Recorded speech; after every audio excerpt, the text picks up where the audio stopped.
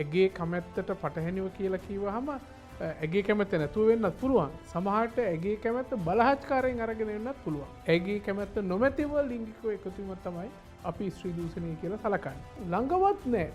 කතාවකි, වචනයි. කෙනෙක්ව ලිංගිකව අපහසුතාවයට පත් වෙන්න පුළුවන්.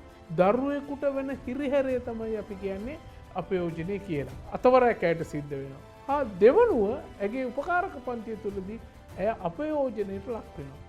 විමර්ශන වලටත් බාධාවක් වෙනවා නම් ඒ බවට අධිකරණය සෑහීමකට පත් වුණොත් අධිකරණය මේ තැනත්තව අප මත මුදාහරිනවා.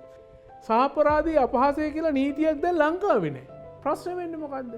මේ නීති හරියාකාරයෙන් ක්‍රියාත්මක වෙන්නේ. නීතිය ක්‍රියාත්මක කරන කට්ටිය මේ නීති හරියට ක්‍රියාත්මක කරන්නේත් නැහැ.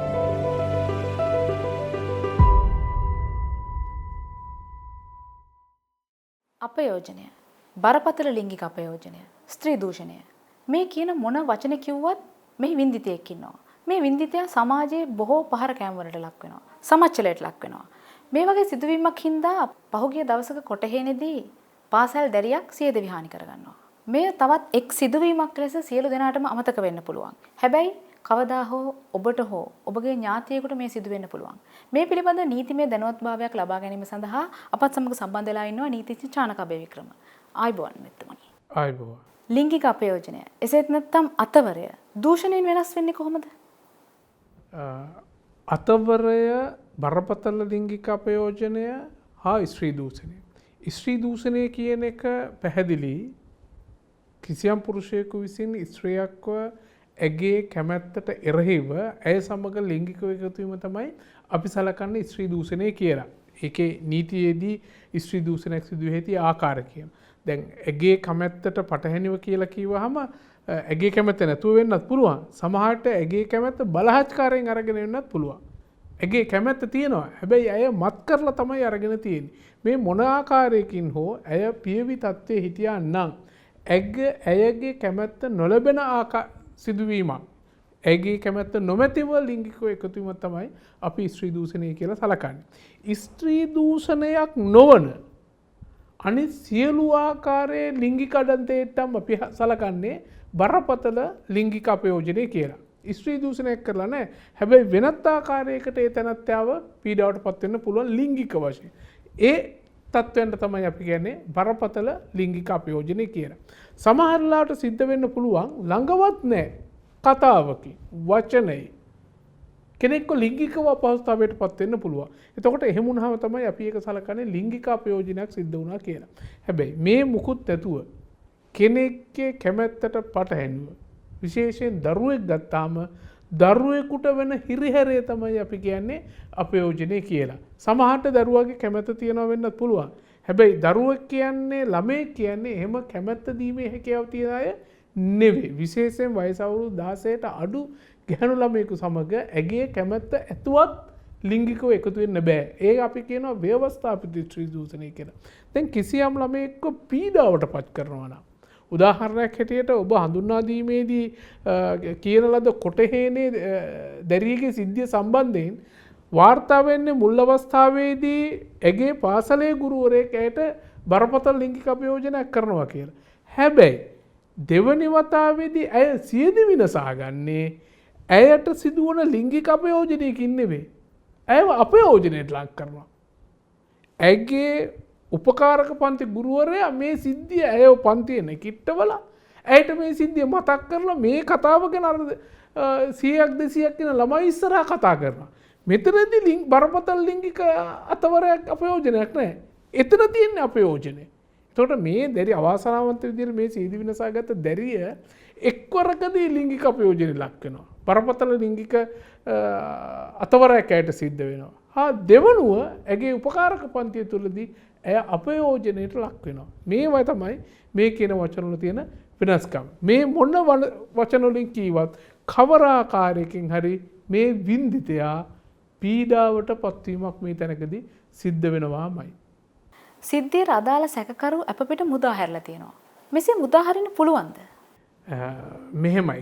කිසියම් කාරණාවක් සම්බන්ධව සැකකරයෙකු අත්අඩංගුවට ගත්තට පස්සේ අධිකරණය සලකලා බලන්නේ මේ තැනැත්තා අප මත මුදාහැරියොත් නැවත අධිකරණයට ගෙන්වා ගැනීමට හැකිද? එක. දෙවනුව බලනවා මේ තැනැත්තා අප මත මුදාහැරියොත් සාක්ෂිකාරයන්ට බලපෑමක් වෙන්න පුළුවන්ද? තුන්වනුව බලපානවා මේ තැනැත්තා අප මත මුදාහැරියොත් මහජන කැළඹීමක් සිද්ධ වෙන්න පුළුවන්ද? ඊළඟ කාරණාව තමයි මේ තැනැත්තා අප මත මුදාහැරියොත් මේ වගේ සිද්ධි තව තවත් සිද්ධ වෙන්න පුළුවන්ද? ඔන්න ඔය කියන කාරණා හතරට වැටෙන්නේ නැත්තම් අධිකරණයේ සැහැීමකට පත් වෙනවා නම් නෑ මේ තැනැත්තා අධිකරණයට ඉදිරිපත් වෙනවා නිසි පරිදි. මේ තැනැත්තා සාක්ෂිකාරයන්ට බලපෑමක් කරන්නේ නෑ. මේ තැනැත්තා නැවත නැවතත් මෙවැනි වැරදීම් කරන්නේ නෑ.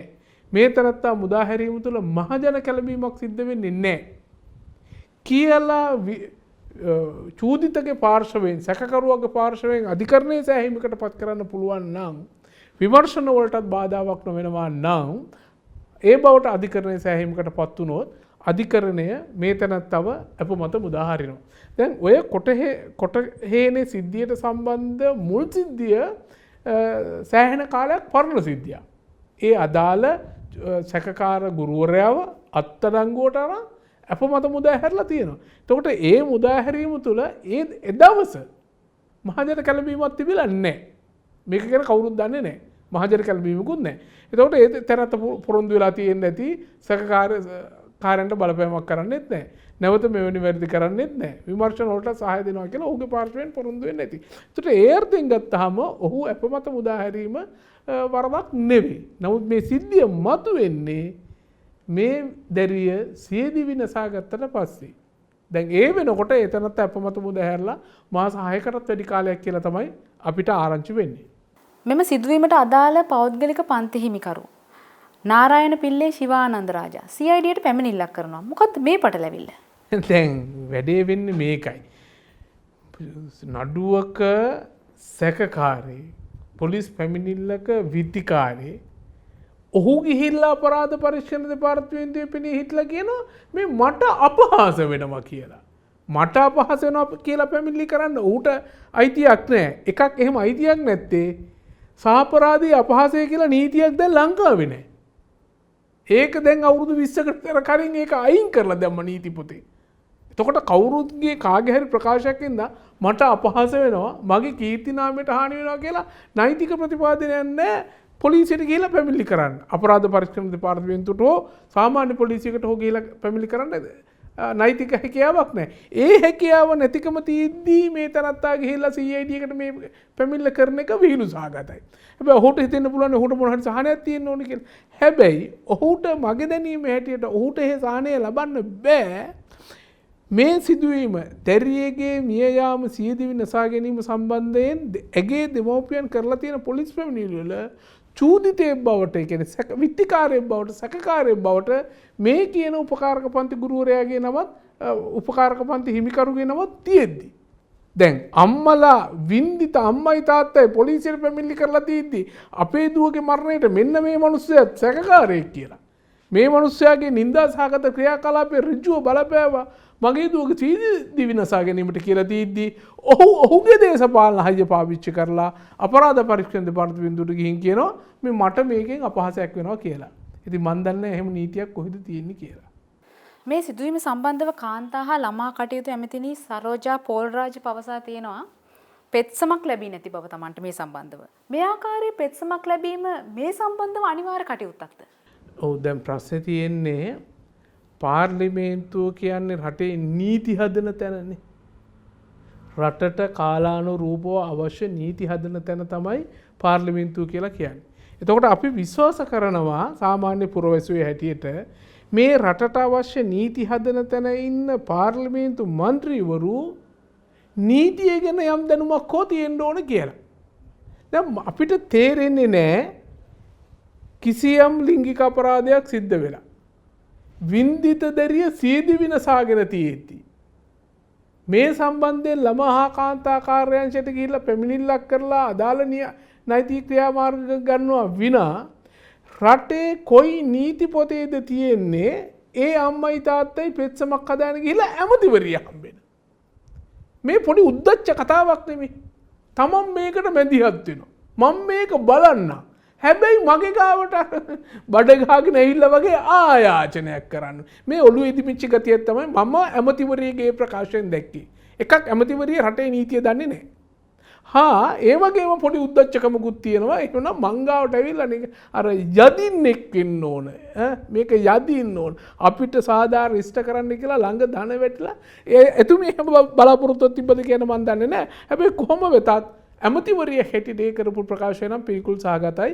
හේතුව එහෙම කවුරුත් එහෙම යදින්න වෙන්නේ නැහැ. මේ රටේ පුරවැසියෝ Tamanට අසාධාරණයක් වුණාම යන්න තියෙන නෛතික ක්‍රියාමාර්ග ගත්තාම කොන්දේසි විරහිතව අදාළ බලධාරීන් ඒකට ක්‍රියාත්මක වෙන්න ඕන.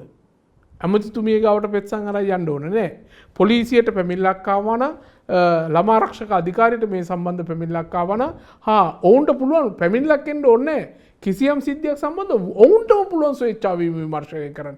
විමර්ශනය කරලා අදාළ තැනත්තන්ට දඬුවම් කරන්න ඕන. ඔබතුමා බොහොම සංවේදීව මේ පිළිබඳව උත්තර ලබා දෙන බව පෙනී යනවා. ඒ ඔබතුමාට දියණියක් ඉන්න හින්දාද? දැන් මට දියණියක් ඉන්න තැන කියන පටු සීමාවේ මම නැහැ. දැන් මට දියණියක් නැති කාලේ පවා මේ කාරණාවලදී මම කියන්නේ නීතිය හරියට ක්‍රියාත්මක වෙන්න ඕන. එකක් දියණියක් ඉන්නවද නැද්ද කියන එක අදාළ වෙන්නේ නැහැ. අනෙක ඊළඟ පාර ඔය වරද මගේ දියණියට සිද්ධ වෙන්නත් පුළුවන්. එහෙම බලපෑමකුත් තියෙනවා. එතකොට මේ තියෙන තත්ත්වයන් යටතේ දියණිය මගේද ඒ වතු මේ කම්කරුවෙක්ගේද එහෙම නැත්නම් ඉංජිනේරුවෙක්ගේද වෛද්‍යවරයෙක්ගේද ගොවියෙකුගේද දීවරයෙකුගේද කියන එක අදාළ වෙන්නේ නැහැ මෙතනට. කිසියම් දරුවෙකුට ලිංගික අපරාධයක් සිද්ධ වුණා නම් ඒ සැකකරුවන්ව අත්අඩංගුවට අරගෙන ඔවුන්ට එරෙහිව නීතිය ක්‍රියාත්මක වෙන්න ඕන. ඒක තමයි අපේ තියෙන දැක්ම, අපේ තියෙන ඉල්ලීම. අපි ඒ වෙනුවෙන් තමයි බල කරන්නේ. කිසිසේත් කාගේද ඒ මියගිය දරුවගේ හෝ මියගිය දෙමව්පියන්ගේ සමාජ තරාතිරම අදාළ වෙන්නේ නැහැ. ඔවුන් මේ සමාජ ස්වාධීනව නිදහසේ ජීවත් විය යුතු පුජ්‍යලයක්. ඒතර ඔවුන්ට කිසියම් අතවරයක් සිද්ධ වෙනවා නම් කාට හෝ වේවා ඒ සම්බන්ධයෙන් අදාළ නීතිය ක්‍රියාත්මක කරන බලධාරීන් නීතිය හරියට ක්‍රියාත්මක කරන්න ඕනේ. ශ්‍රී ලංකාවේ මේ ස්ත්‍රී දූෂණය හෝ ළමා අපයෝජනය සම්බන්ධ ප්‍රමාණවත් නීති තිබෙනවද? අනිවාර්යයෙන්. ස්ත්‍රී දූෂණය හා ළමා අපයෝජනය සම්බන්ධයෙන් ප්‍රමාණවත් නීති ලංකාවේ තියෙනවා. ප්‍රශ්නේ තියෙන්නේ මේ කාරණාව සම්බන්ධයෙන් විතරක් නෙවෙයි. රටේ අනිකුත් ඕනෑම කාරණාවන් සම්බන්ධයෙන් ප්‍රමාණවත් නීති ලංකාවේ තියෙනවා. ඔබ දන්නවද බසයකට ගොඩවීම සම්බන්ධයෙන් නීතියක් පවතිනවා අපේ රටේ. පැහැදිලිව මෝටර රථ වාහන ආච්ඡාපනත කියලා තියෙනවා මගියේ කොහොමද බසයට ගොඩ වෙන්නේ කියලා. එතකොට ඒ කාරණාව සම්බන්ධයෙන් නීති තියෙනවා නම් අනිත් සියලු කාරණා සම්බන්ධෙනුත් ඒ ආකාරයෙන් නීති තියෙනවා මං කියන්නේ. ප්‍රශ්නේ වෙන්නේ මොකද්ද? මේ නීති හරියාකාරයෙන් ක්‍රියාත්මක වෙන්නේ. නීතියක් තමන්ගේ අයිතිවාසිකමක් කඩ වුණාම ගන්න ඕන ප්‍රතිකර්ම ගන්නෙ නෑ. ඉතින් හරිනේ. ළමා කටයුතු පිළිබඳව ඇමතිවරිය කියනවා නම් ළමා අපයෝජනයක් වුණාම පෙත්තමක් අරන් එතුමිය ගාවට එන්න ඕනි කියලා හත් දෙයියනේ ඇමතිවරිය දන්නෙත් නැහැ මේ නීතිය ක්‍රියාත්මක කරන්නේ කොහොමද කියලා. එතකොට පැහැදිලිනේ. තියෙන නීති වල අඩුපාඩුවක් නෙවෙයි තියෙන්නේ. නීතිය ක්‍රියාත්මක කරන අය ඒ සම්බන්ධයෙන් ප්‍රාමාණික දැනුම තියෙන්න ඕන අයට ඒ සම්බන්ධයෙන් දැනුමක් ඇත්තෙත් නැහැ. නීතිය ක්‍රියාත්මක කරන කට්ටිය මේ නීති හරියට ක්‍රියාත්මක කරන්නෙත් නැහැ. ඒ හැර නීතියේ ප්‍රමාණවත් බව සම්බන්ධයෙන් ගැටලුවක් ලංකාව සම්බන්ධයෙන් ඇත්තේ නැහැ.